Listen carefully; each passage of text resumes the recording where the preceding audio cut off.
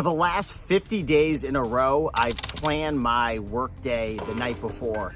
And I want to share how it's been able to help me and share how you can do this as well. So I posted this on my Instagram recently, and a couple people were like, wow, I'm surprised you haven't done that before. Like, you should always be doing that.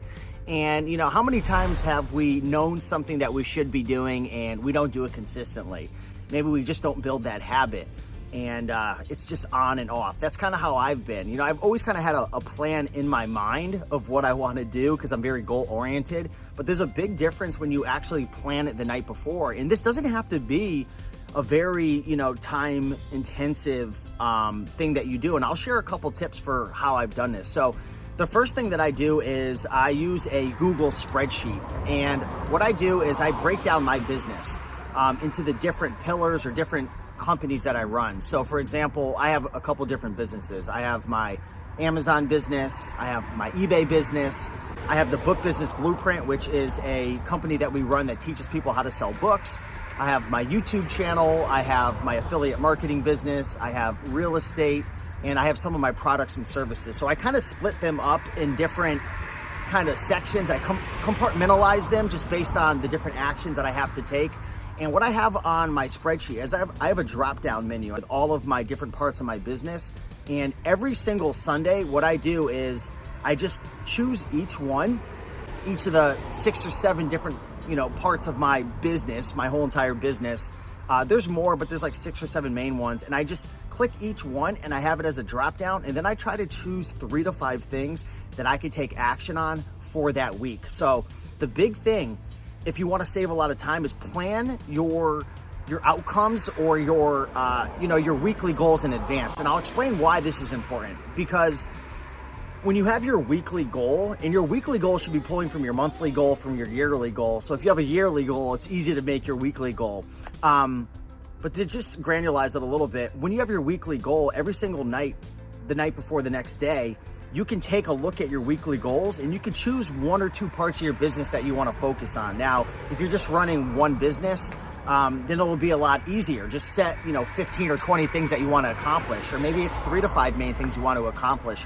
But when you have your weekly goals set in advance, it's a lot easier to plan your day the next day, because you just reference your weekly goal, you pick what you want to focus on, and then you just choose a couple things that you want to, achieve for the next day. And the reason this is really important, and I can only share my experience, is when you have everything in your head, it's stressful. Like you're wasting mental energy every single day trying to figure out what to do. And instead of just hitting the ground running, you almost have to slow down at the most critical time of the day, which is right in the morning. For me, the first couple of hours is like my golden hour. It's when I get the most done. I'm the most productive. I have the most energy. I have the least amount of distractions. And by having a plan first thing in the morning, which again, I pulled from my weekly plan, which I pulled from my yearly goals, by having that plan, the things I'm gonna focus on, boom, I'm able to just jump out of my seat. Usually I hit the gym first thing in the morning and I go after my goals. Now, there's one thing that I do, which is really important. I got this from Brian Tracy. He has a book called, I think it's called Eat That Frog.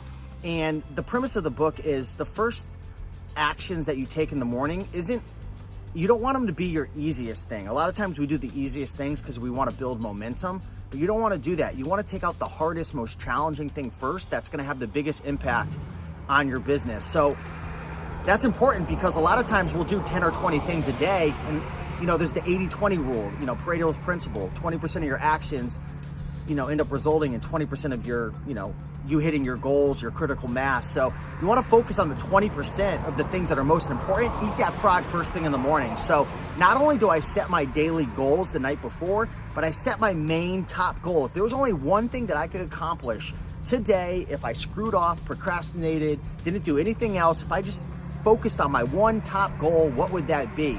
So you'll be able to see that. I'll share my screenshot. I'll show you some examples, but that's really, really helped me a lot to make progress in my business, because it's not necessarily, how much you do, quantity, it's the quality of the 20%, right? It's making sure you're doing the things that really push your business forward, right? Think about your business right now. Maybe you're running an eBay business.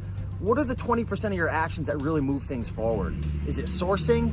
Is it listing? For most sellers, it's listing 10 items a day. If you list 10 quality items a day that have an average selling price of 30 or 40 bucks, you're gonna build a full-time business really, really quick. Now, maybe you'll have to get to 20 items a day, 5 times a week, but what is that most important thing that if you accomplish that today would make a big impact?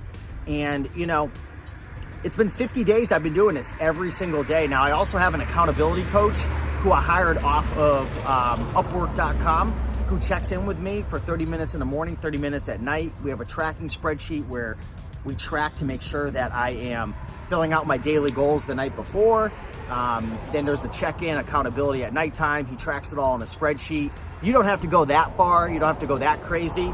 But I've got to the point where I'm taking this really serious, and I like having that accountability. You know, we communicate through WhatsApp. He sends me updates. I send him voice messages. I send him screenshots of my tracking spreadsheet, making sure I did everything.